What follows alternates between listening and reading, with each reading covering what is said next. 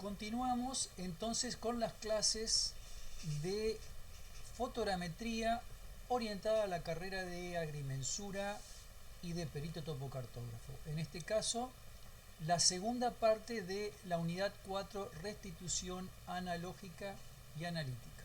Recordamos la importancia de que hayan podido ver los videos de las unidades anteriores en YouTube, incluida la primera parte de esta unidad temática.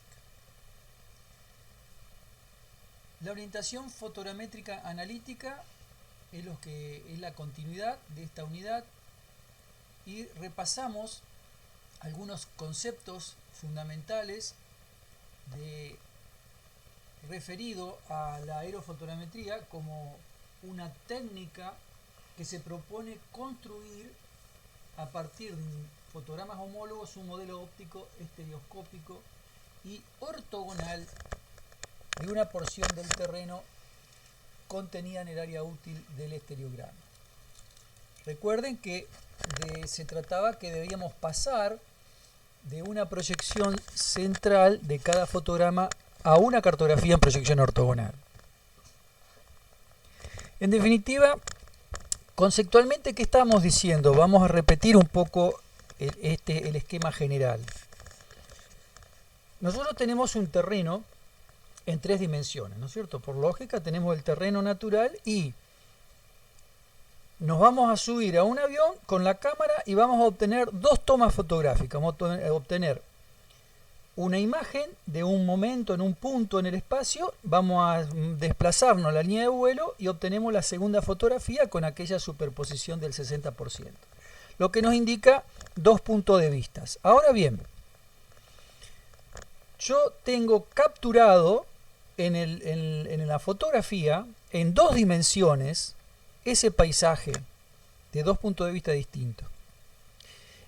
Ahora yo necesito, a partir de la información que está capturada en 2 dimensiones, reconstruir ese paisaje en 3D.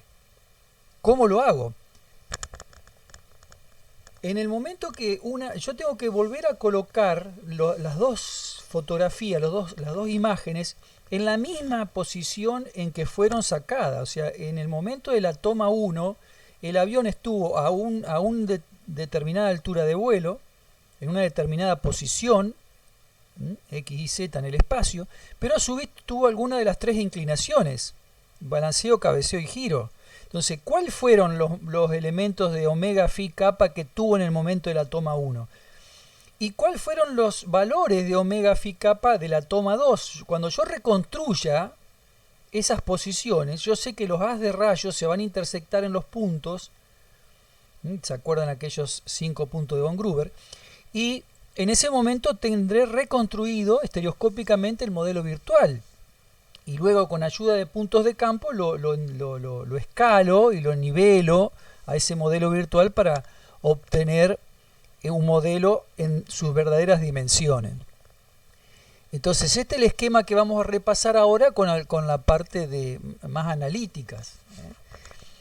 Insisto, el primer punto es encontrar esa posición del punto O en el espacio. Y sobre el punto O es donde rotan las cámaras, donde rota el sistema, el haz de rayos. Entonces, esas rotaciones o esa posición en el espacio es lo que se le llama grado de libertad. Entonces, el punto O va a tener 3 posiciones en X y Z, que le llamamos traslaciones. Entre el punto 1 y el punto 2 se habrá desplazado sobre el eje X, pero a su vez sobre ese eje X va a tener una distancia en Y, o un diferencial de Y, un diferencial de Z. Y a su vez es sobre el punto O donde el eje de la cámara rota, en omega, en phi, en kappa. Hay 3 rotaciones. Entonces, yo puedo considerar que un haz de rayos tiene 6 grados de libertad, 3 rotaciones y 3 traslaciones. Como yo tengo 2 puntos de vista, yo digo que habré logrado mi modelo digital completo cuando haya encontrado las 12 posiciones, esas 12 incógnitas, esos 12 elementos las 3 traslaciones y las 3 rotaciones de la cámara 1 y las 3 traslaciones y las 3 rotaciones de la cámara 2. Ahora, para lograrlo, yo tengo que reconocer primero en mi sistema cuántos sistemas de coordenadas intervienen. Y fíjense en que, por un lado, lo que llamo la placa, el CCD, o donde está capturada la imagen en 2 dimensiones, esto tiene un sistema de coordenadas de placa, que es este sistema de coordenadas, en X y en Y, en 2 dimensiones. Después, una vez que yo integre, recuerden en aquella orientación relativa que voy a poner las imágenes en pantalla, o en el restituidor analógico, analítico o digital, ese restituidor tiene un sistema de coordenada propio del aparato o el sistema de coordenada de la pantalla del monitor.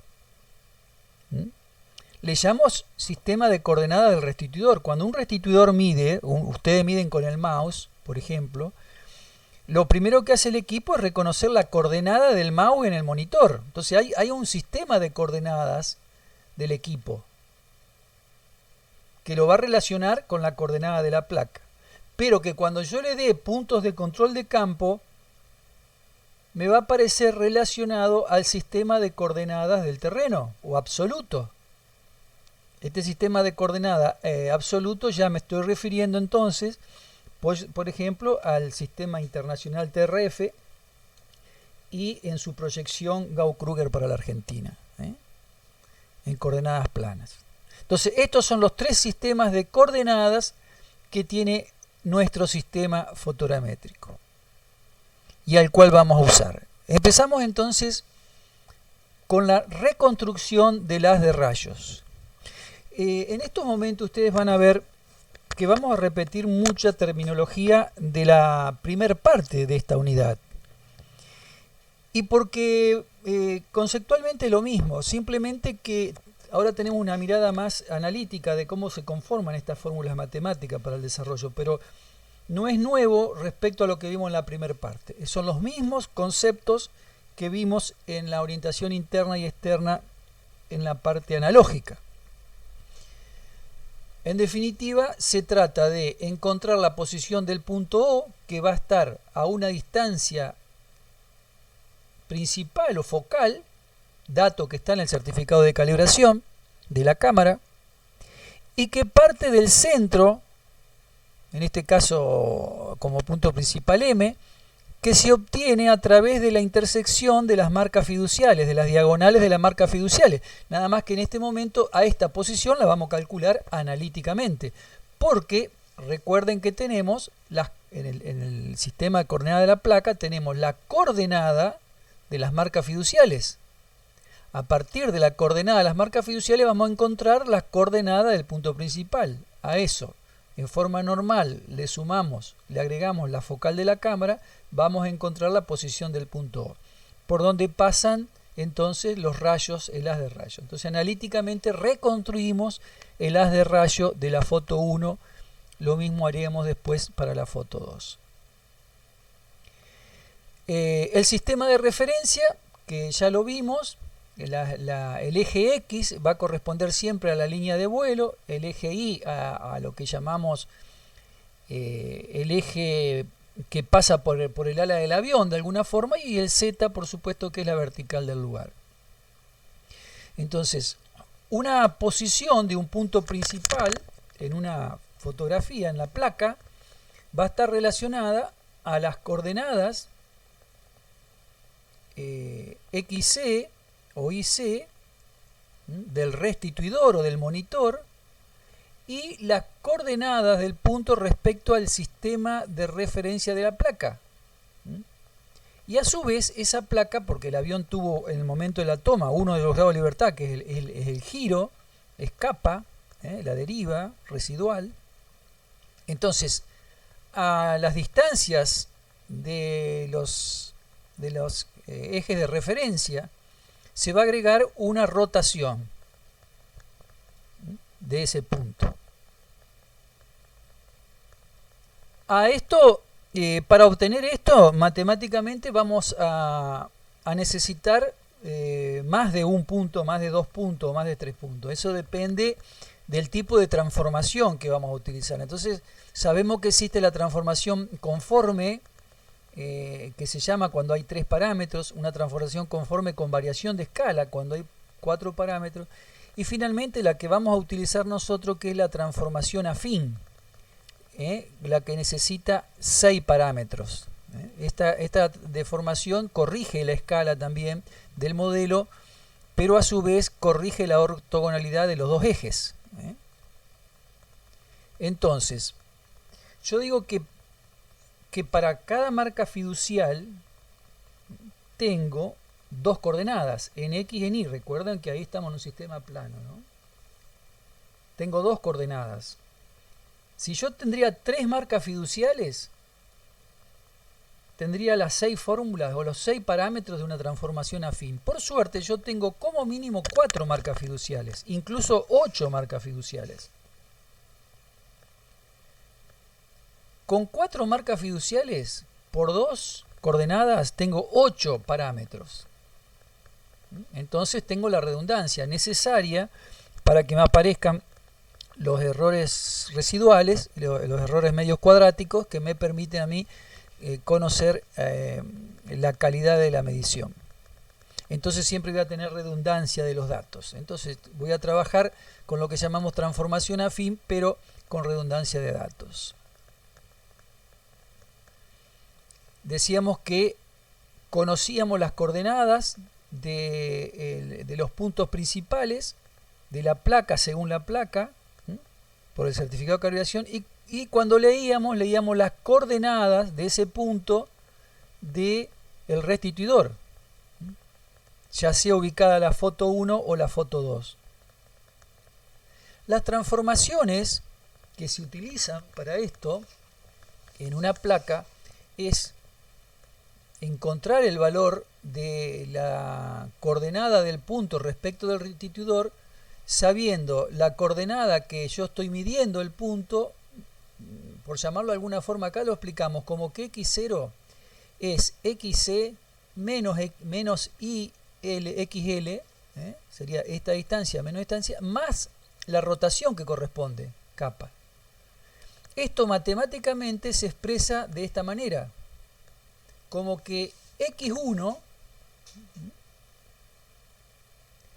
es igual a xc rotado lambda, kappa, perdón, escalado más x0. Ustedes pueden decir que acá sería al revés, que x1 sería xc menos x0, pero se expresa, el sistema de matrices se expresa de esta manera, más allá del signo que tengan en su momento x0. Respecto de la posición de la marca fiducial respecto al sistema de coordenadas propio de la placa, que puede ser positivo, positivo, positivo, negativo, negativo, positivo, negativo o negativo, positivo. Entonces, esta es la expresión de la matriz para encontrar la coordenada de una marca fiducial. Ahora, decíamos que tenemos la coordenada en X y la coordenada en Y.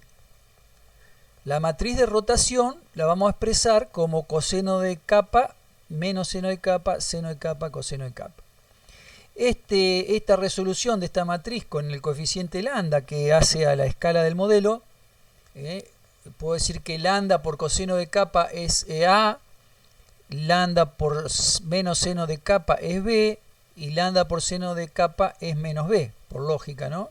Y coseno de kappa es A y A. Entonces yo expreso esta matriz de esta forma, con estos coeficientes que tienen que ver con la escala y la rotación, la coordenada respecto al restituidor y la coordenada leída. Reiteramos que esta es una coordenada de una marca fiducial y yo tengo 4 marcas fiduciales. Así, al tener 4 marcas fiduciales, yo voy a tener 8 parámetros a leer. Esta es la expresión ya de la matriz completa con las 8 marcas fiduciales. Si ustedes lo ven en la bibliografía, van a encontrar un desarrollo bastante amplio de esta matriz. Pero que no estamos acá haciendo un análisis matemático, sino el análisis conceptual de cómo se miden las marcas fiduciales analíticamente. Con esta expresión. Lo que nos da una transformación es el pasaje del sistema de coordenadas XC y C, que es el del restituidor o el de la pantalla o el de la máquina, como le llama, a los puntos A, B y C, que son las marcas fiduciales, la coordenada de la placa. Y con esto también corrige, reiteramos, no solo la escala, sino la ortogonalidad de los ejes. Y es lo que se llama una transformación afín, porque tenemos más de 6 parámetros.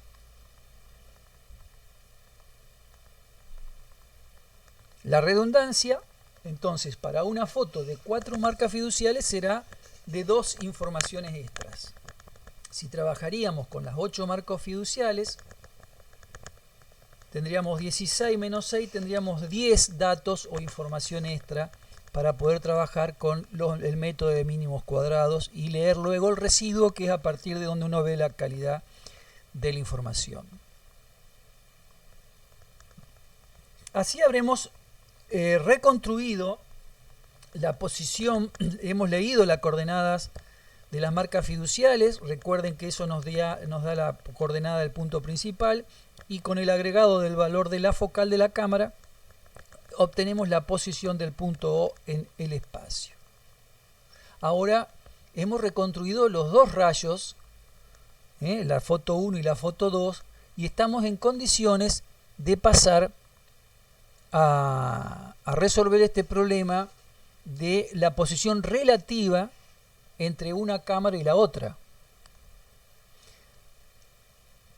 Reiteremos que este punto O está afectado por las 3 rotaciones, omega,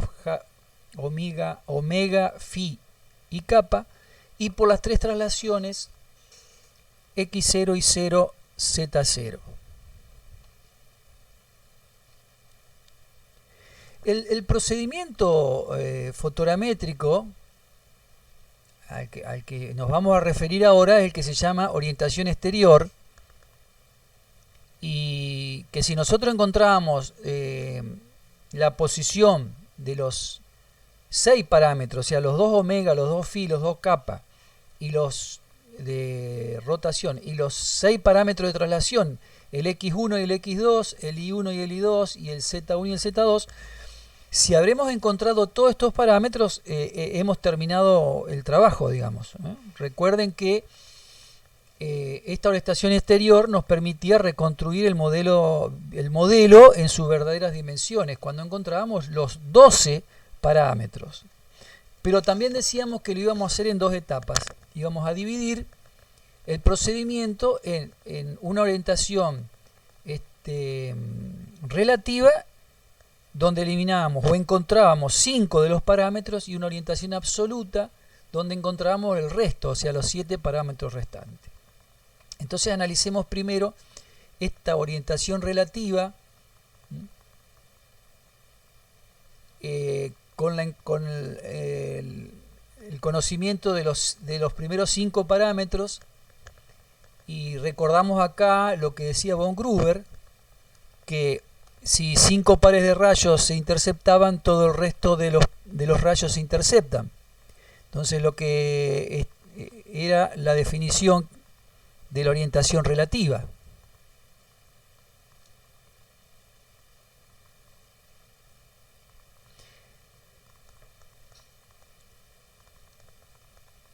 ¿Qué quiere decir von Gruber cuando habla de esta linealización respecto a los parámetros? Recuerden que cuando un par de rayos homólogos se interceptaba, era porque nos encontrábamos con que el punto 1 y el punto 2 y los rayos que pertenecen a ese punto bisectado P, el rayo 1 y el rayo 2 que van a P, estaban en el mismo plano, exactamente en el mismo plano. Entonces, decíamos que estamos en un sistema coplanar. Por eso las ecuaciones que se van a linealizar son ecuaciones de coplanaridad. ¿Recuerdan esto? Ecuaciones de coplanaridad. El eje que bisecta al punto P de la foto 1 o R1 y el eje que bisecta al punto P de la foto 2 o R2 están en el mismo plano.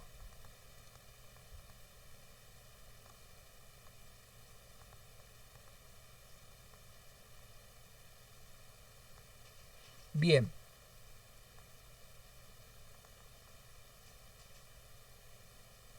Respecto a la parte analítica, el concepto de escala, lo vamos a tomar uno a uno porque suponemos que la base Bx, recuerdan que en la analógica tomamos arbitrariamente un Bx al principio, calculábamos un Bx aproximado y cuando corregíamos la escala, en ese momento corregíamos el valor de Bx. Analíticamente puedo considerarle entonces que el modelo está a escala 1 en 1 y me desprendo por este momento de esta determinación de la escala. Ahora, en esta orientación relativa hay dos formas o dos sistemas principales que me van a permitir trabajar con métodos, con más de 50 métodos distintos que llegan al mismo resultado, con el objetivo de colocar una imagen en la posición relativa a la segunda imagen. Y por ejemplo, veamos dentro de estos dos grandes sistemas lo que se llama orientación relativa simétrica. Repasemos o repetimos. Yo tengo en principio en el momento de la toma, porque estaba el paisaje y se tomó la imagen 1 estaba en una posición y la imagen 2 estaba en otra posición cuando el avión recorrió hasta el otro lugar. Mi intención es encontrar todos los giros de una cámara respecto de la otra, o sea, la posición relativa de una a la otra, que significa encontrar los grados de libertad. Entonces, si yo presupongo la primer cámara perfectamente horizontal, ¿recuerdan cuando poníamos en cero el equipo? Si yo esta cámara la considero perfectamente horizontal, yo digo que la posición relativa que tuvo la segunda toma, evidentemente, está a una distancia Bx, se desplaza del eje un valor de Bi, el punto O, ¿no? Y está más alto que el punto O' en un valor de Bz. Ahora, a su vez, esta cámara absorbe todas las rotaciones al poner esta en cero. Entonces la rotación de omega y de phi y de kappa quedan absorbidos en la imagen 2.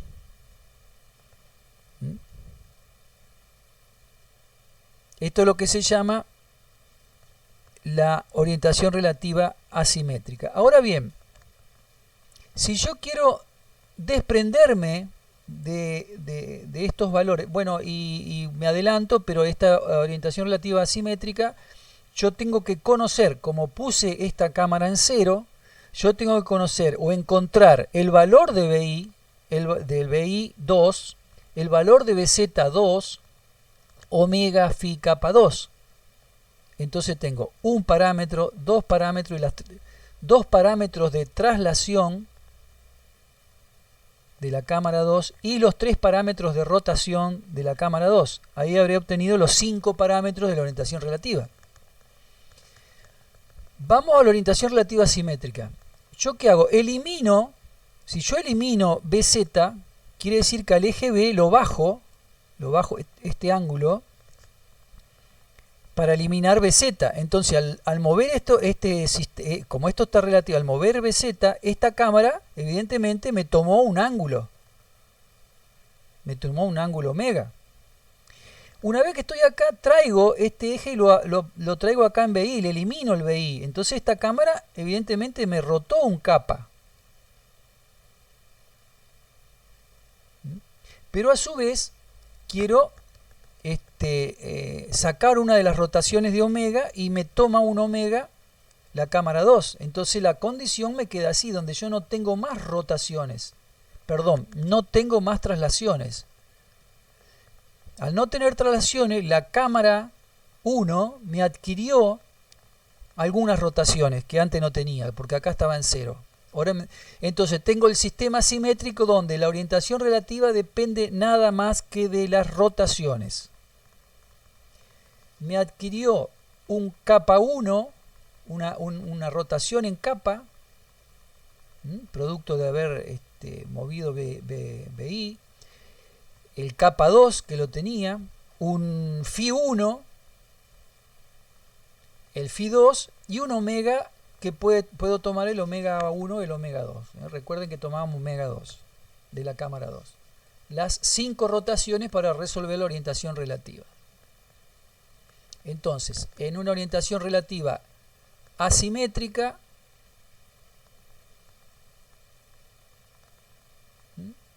tengo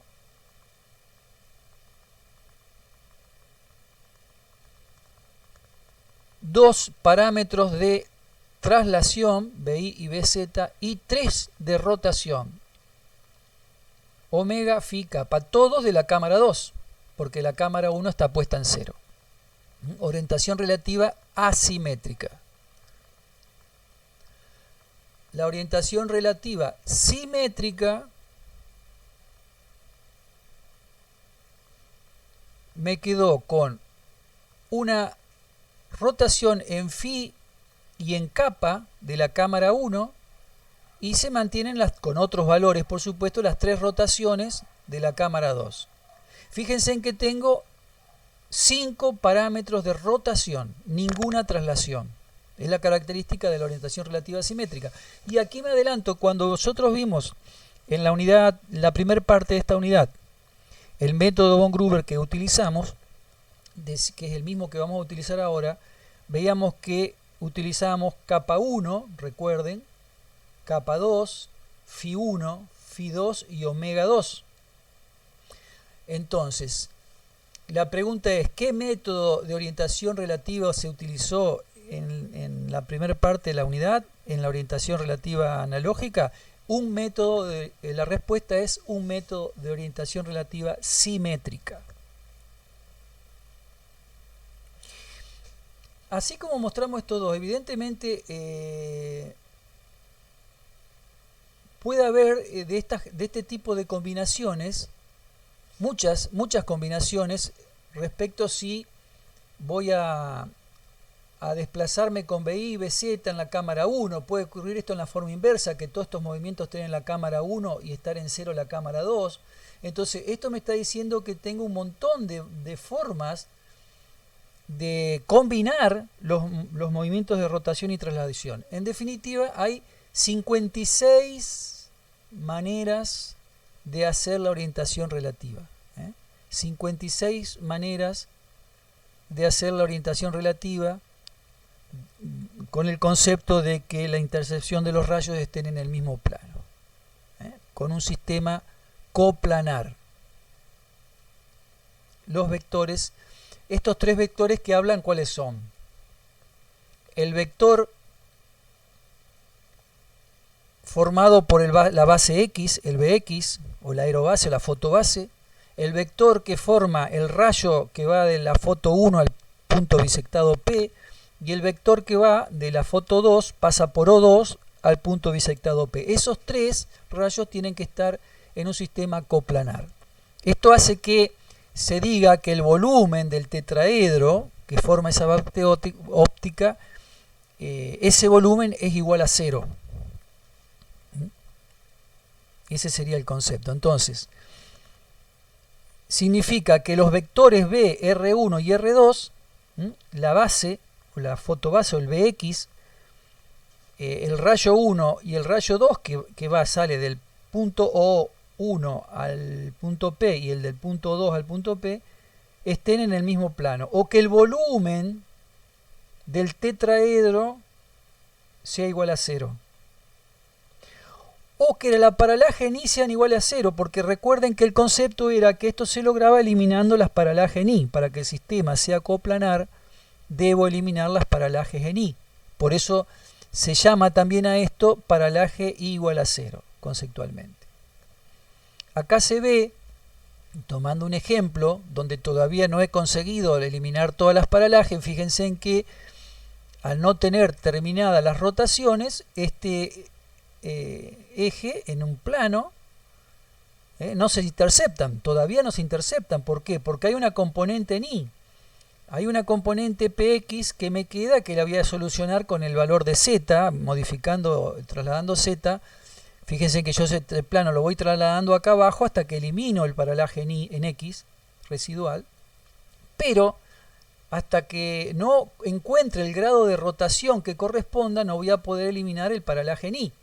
Entonces, existiendo todavía un paralaje en Y, ¿se acuerdan que decíamos como que veíamos doble? El punto lo veo, ¿por qué? Porque está fuera del plano. Entonces acá, esto es lo que es el tetraedro. Imagínenselo, hay un plano O1 con este punto de abajo y O2, que para el rayo 1. Y para el rayo 2 está este punto acá arriba. Esto es un volumen, acá hay un volumen. Este tetraedro tiene volumen, porque quiere decir que no está coplanar. Cuando yo elimine el paralaje en Y, este volumen desaparece. Este volumen se hace igual a 0. Tetraedro de volumen 0 significa haber eliminado las paralajes en Y.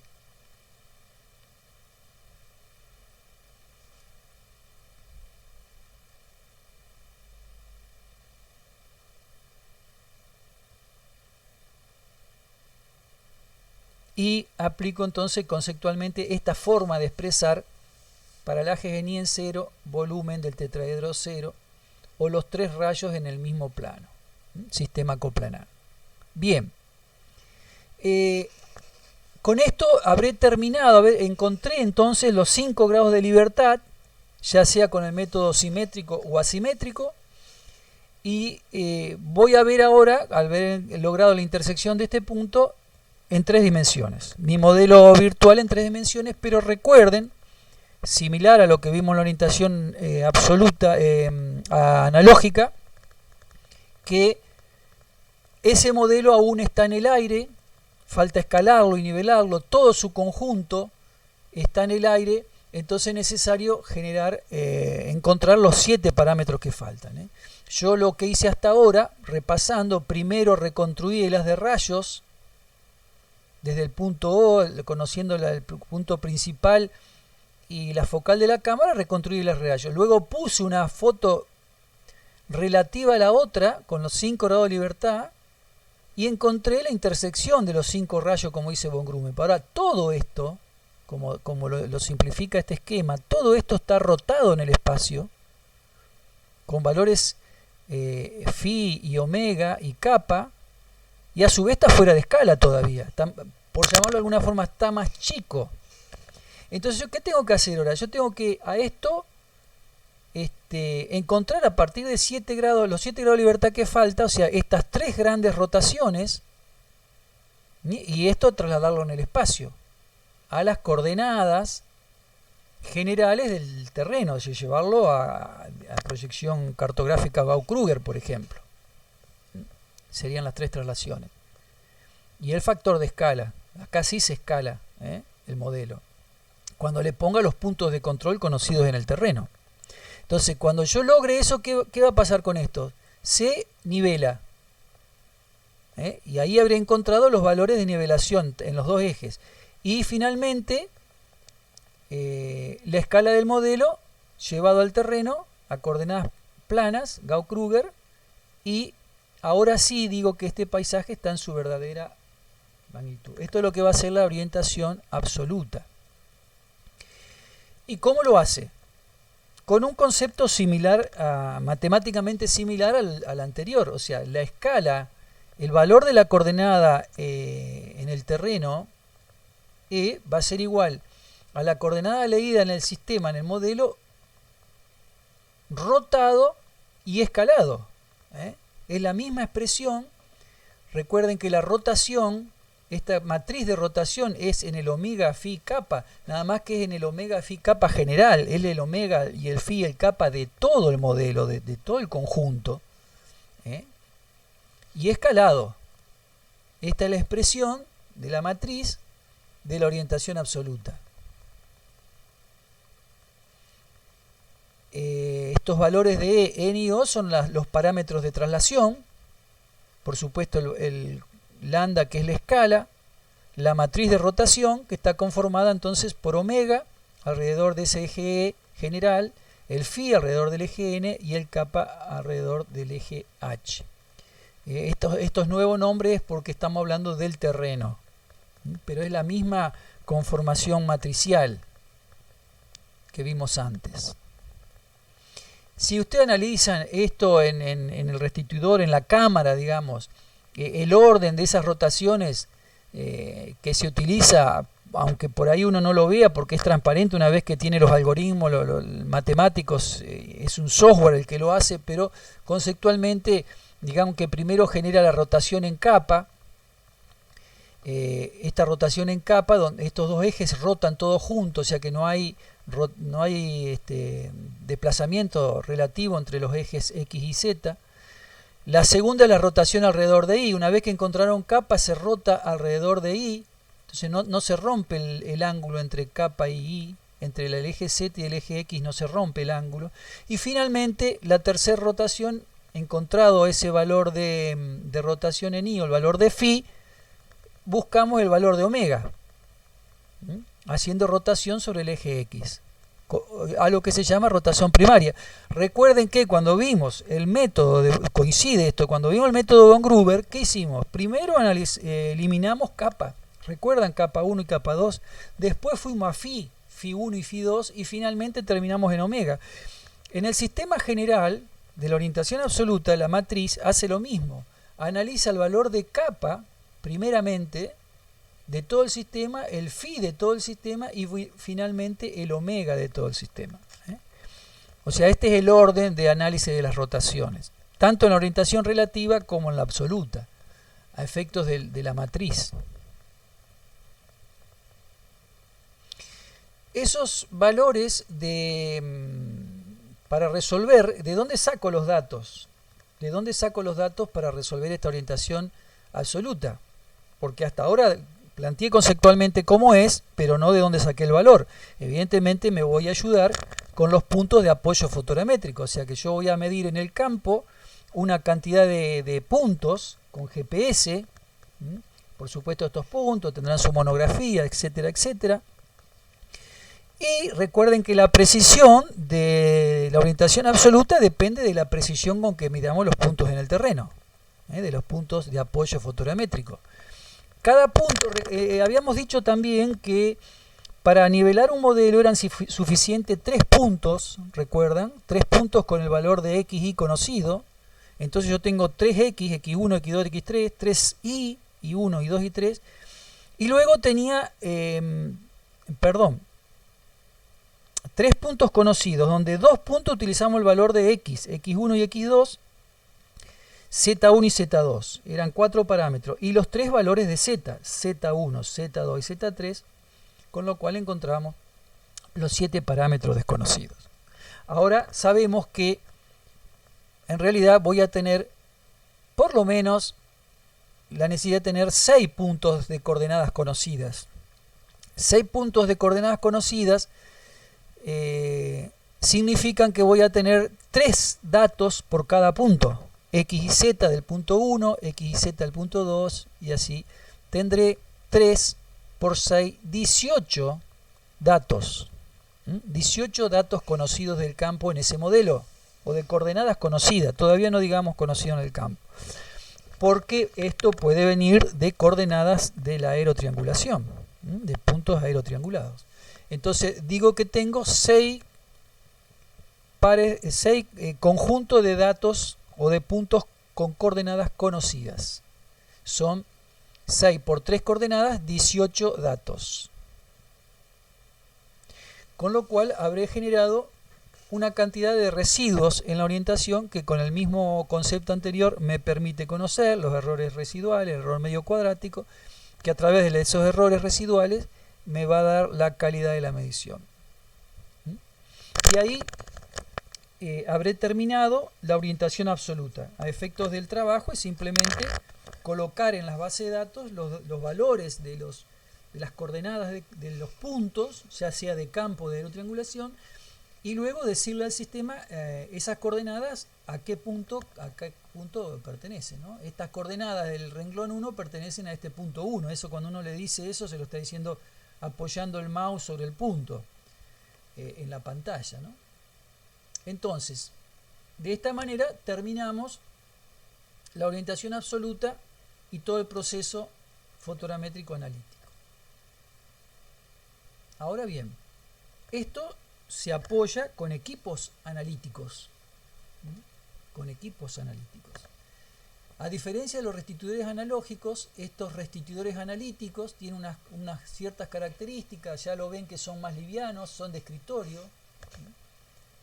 Son equipos estables, pero de escritorio, donde ya trabajamos con los movimientos en un mouse. Todo el trabajo, toda la visualización de los sistemas, las coordenadas y demás va a ser a través de un monitor, de una computadora, de la pantalla. Los resultados y las mediciones las va haciendo el equipo a medida que uno lo visualiza con el visor, y haciendo un clic, lee automáticamente las posiciones, y lo demás es todo cálculo matemático a través de los software que vamos a tener, el software de orientación relativa y absoluta, el software de aerotriangulación, que nos va a permitir ser más ágiles en el tiempo de respuesta, ¿no?, del procesamiento de los datos. La placa en sí, en estos equipos, no tiene los movimientos X y Z, es un plano. Entonces los movimientos que vamos a ver en la placa son nada más que X, Y. Y las rotaciones se van a simular dentro del equipo. Ahora lo vamos a ver a esto con un poco más de detalle. Por supuesto, los monitores cada vez avanzan más en cuanto a las resoluciones de los monitores. Esto mucho no podemos decir sobre lo que está escrito acá, porque el avance tecnológico es permanente. Y el detalle de los movimientos de X y Z, el valor de Z a través de este movimiento con el pulgar en el mouse, y los botones de X, Y en cuanto a pequeños movimientos y grandes movimientos, ¿no? Y bueno, una serie de instrucciones en el tablero, que está aquí ese es un tablero digitalizador que nos ayuda en el trabajo. Y un equipo que ustedes van a ver seguramente si tienen la suerte de visitar la segunda brigada aérea fotogramétrica de Paraná en Entre Ríos. El equipo visto en el caso del Planecon P3, fíjense, acá están las cámaras, acá va a ir la imagen 1 o la imagen 2, y estas cámaras se van a desplazar en XY, nada más, no tienen los elementos de rotación. La vista le va a llegar a través de las visuales desde aquí, que están fijas. Fíjense que esta visual está fija y lo que se va a mover aquí es el plato de la cámara. Estos microprocesadores, que son cada vez que uno le da la orden con el movimiento del mouse, se van a mover a través de unos motorcitos. Se van a mover estas placas en los dos sentidos. Como es esquemáticamente, tenemos los portaplacas, un desplazamiento de delta X de una respecto a la otra, y un desplazamiento en delta Y. Los datos de entrada para este trabajo van a ser los que están en el certificado de calibración, que es la distancia principal, la que dice el certificado de calibración, y las coordenadas de la marca fiducial. Recuerden que yo considero acá que mi valor de Bx es igual a 1. Dice que los restituidores analíticos son estereocomparadores con generación interactiva. Construyen la geometría del objeto midiendo las coordenadas del aparato de las marcas fiduciales. ¿Cómo es esto esquemáticamente? Es decir, uno inicia el movimiento con el mouse, los portaplacas se desplazan, uno relativo al otro, se ubican en las proximidades del punto que yo quiero mirar, veo el punto. Si en el caso de la marca flotante, de la marca fiducial primero, yo me ubico en la marca, veo doble, digamos que la marca flotante aún está en el espacio, entonces muevo.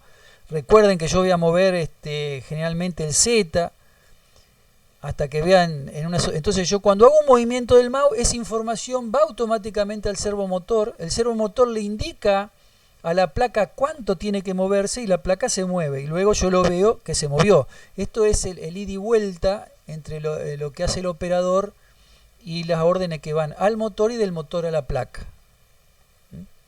Esta es la interacción que no la vemos, no nos damos cuenta. Si yo podría hacer un movimiento extremadamente rápido, yo voy a ver que visualmente la placa se demora por unos instantes, tal vez vea doble hasta que se acomoda, pero eso tendría que hacer un movimiento realmente exageradamente rápido con el mouse. Si no, mientras yo me voy moviendo, el punto se va moviendo y no me doy cuenta que en cada instante de tiempo yo le estoy dando con el mouse la orden al motor, el motor le está dando la orden a la placa se mueve y se posiciona.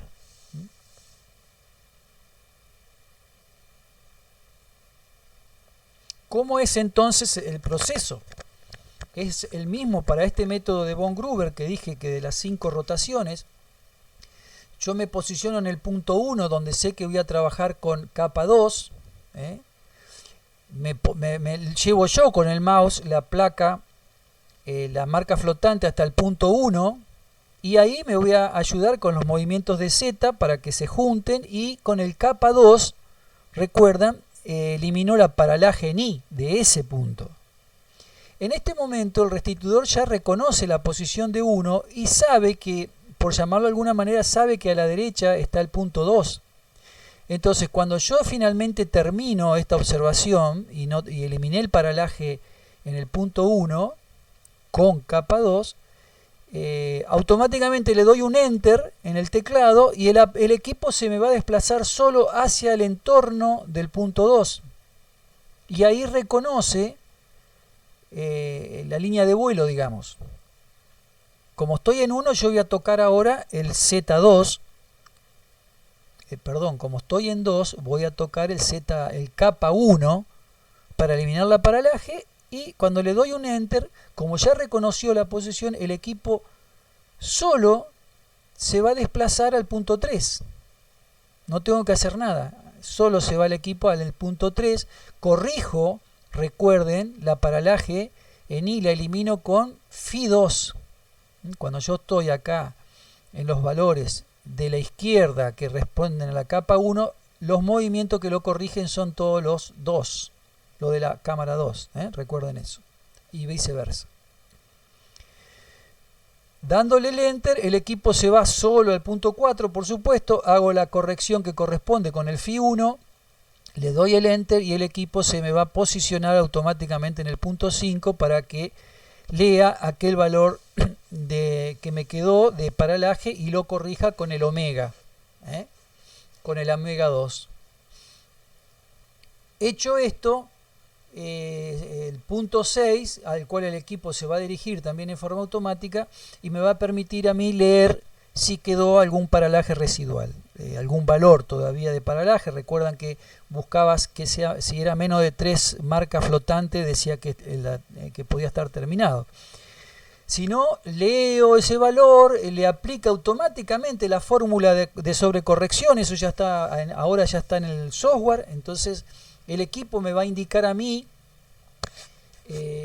la planilla de errores. Cuando llegué al punto 6 me reconoce todas las posiciones porque hace todos los cálculos y me indica cuál sería tal vez el punto que tiene el mayor error para que vaya y lo revise, por ejemplo.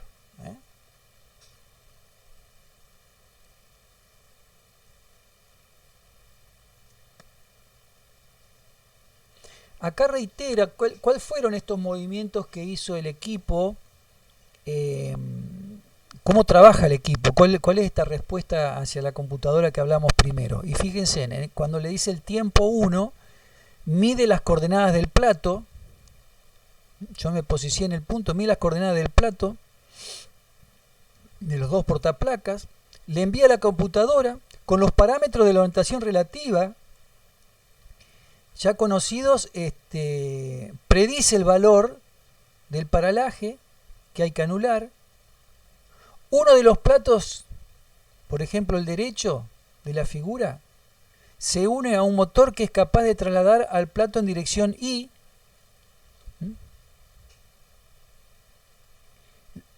Ordena esa corrección del punto PI del aparalaje dando un movimiento en la misma magnitud y del signo opuesto.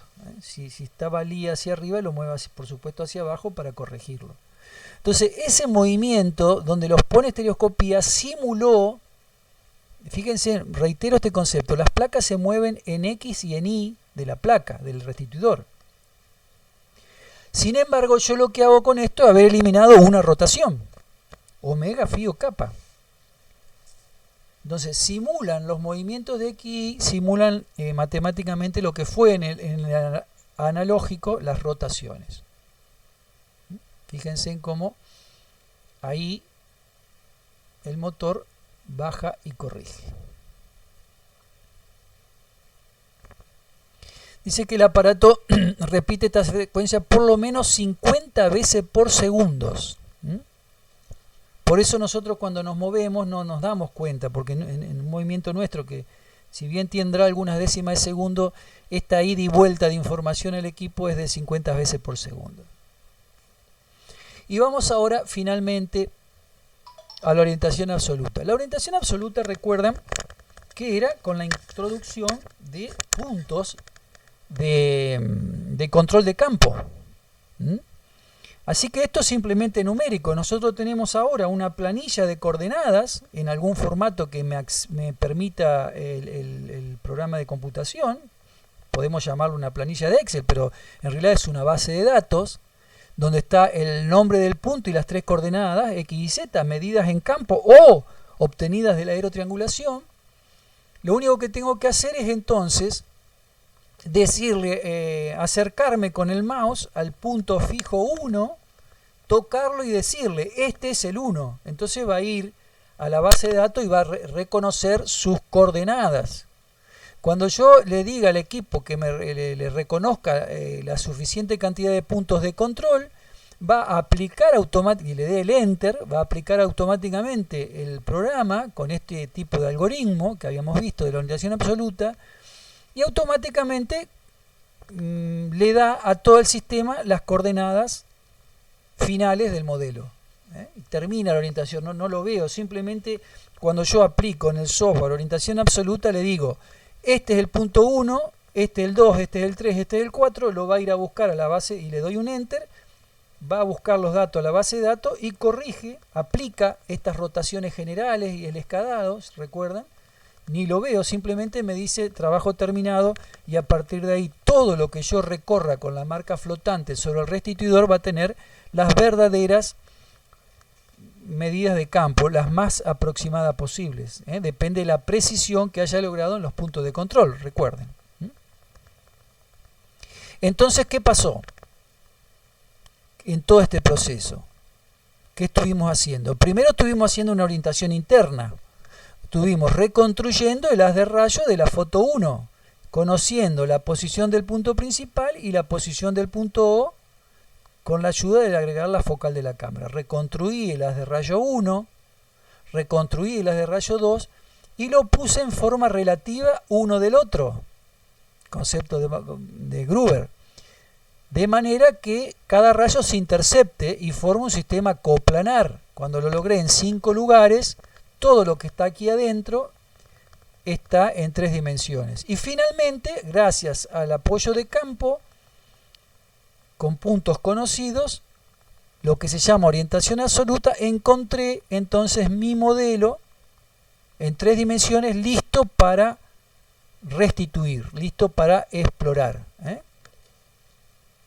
Este modelo entonces está preparado para que yo recorra con la marca fiducial y la vaya sentando en el modelo y obtenga curvas de nivel, puntos acotados, en definitiva, lo que estoy diciendo, modelo digital del terreno, para luego permitirme la ortofoto, digamos, ¿no?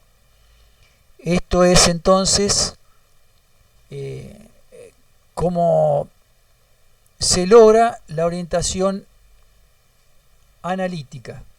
Habíamos visto entonces en la unidad, en la primera parte, la orientación absoluta y analítica. Los invito entonces a ver la próxima unidad temática.